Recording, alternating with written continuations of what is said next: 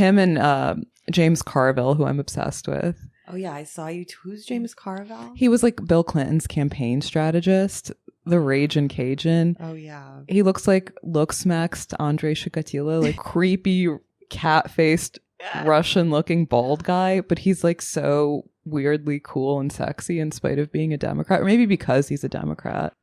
I'm with you. I think we should rebrand as Dems. Didn't you see I joined the ACLU? Yeah. I saw everybody had the same thought that I did, which is like, why is there space for a third thing? They make you pick from like magnetic strips that say different social justice causes on them. When you're doing your press crawl, they like shuffle you into this like ACLU kiosk. Yeah, and they're like, can we just take a picture of you? Like you can pick any of these. You know? I'm surprised they even had free speech, honestly. But then, so I picked free speech, and then I was like, I can't just pick free speech. Yeah. And then I thought maybe just do racial justice. Was that an option? Yeah, it was like racial justice, immigrant rights, abortion rights.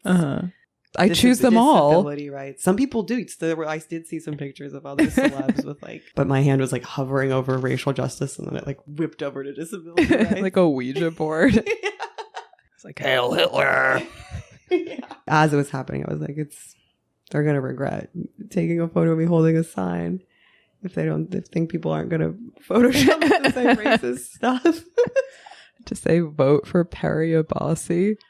But do you think he'll win? Or is he going to be like a Ross Perot type? I just watched War Room, that documentary about the 92 Clinton campaign. Yeah, that's why I'm on the Carville kick. Yeah. What'd you learn? That people were on the whole thinner and better dressed. That was my takeaway. Yeah, that's for sure. Well, Clinton put a stop to that. Yeah, by wearing like short shorts while jogging and looking like a hog and a half. What I really love about Clinton was that the infidelity rumors were already dogging him during his presidential campaign while he was governor of Arkansas. Like the man's a dog through and through. Yeah. Woof. Yeah. And this was like Our a big black president. talking point. He really could talk to black people. They loved him. They responded to him. He had that played special the saxophone. Yeah. I miss Bill Clinton. Me too. He loved eating pussy. Oh, R.I.P. Diamond. Oh, R.I.P. Diamond. Yeah. I don't know if we said that already. Wow.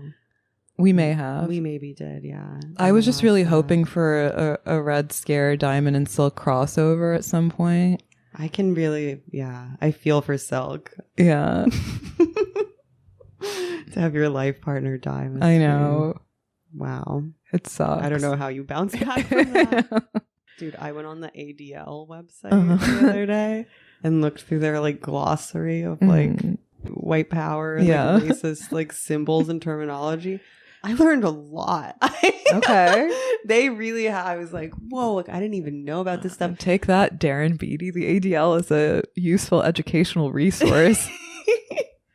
I swear to God, next year at Sundance, there's going to be like an ADL tent party. There's going to be like an incel movie and an ADL tent. Are you guys going to the ADL after party?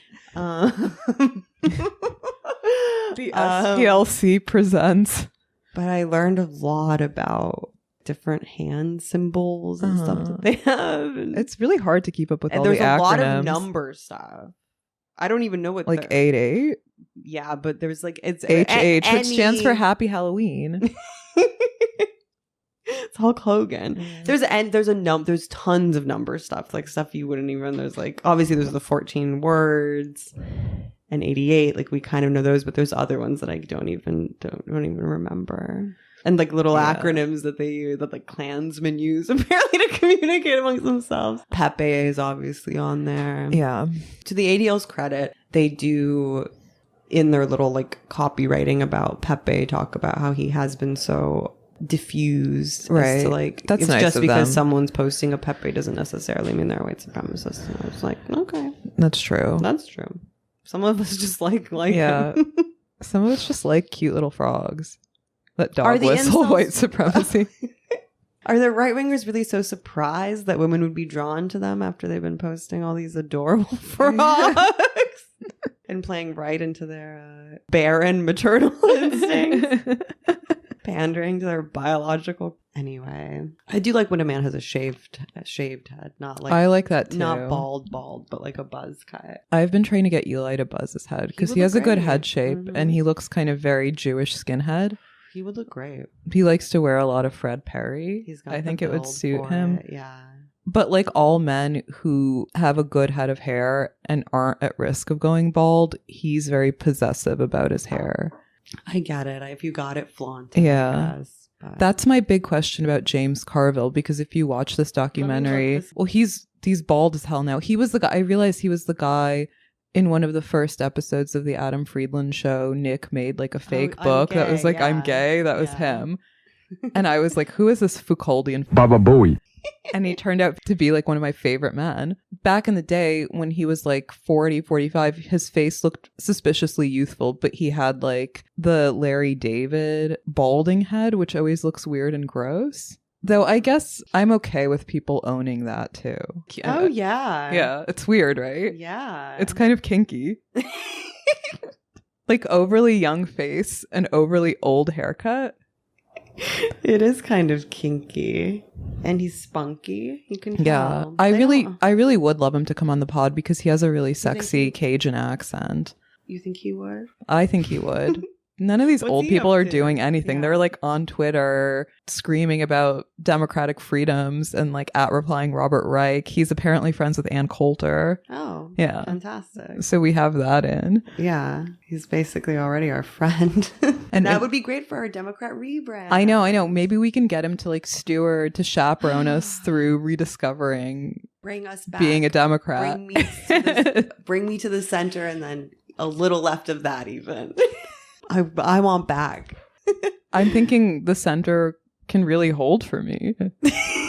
I'm thinking about taking a handful of blue pills.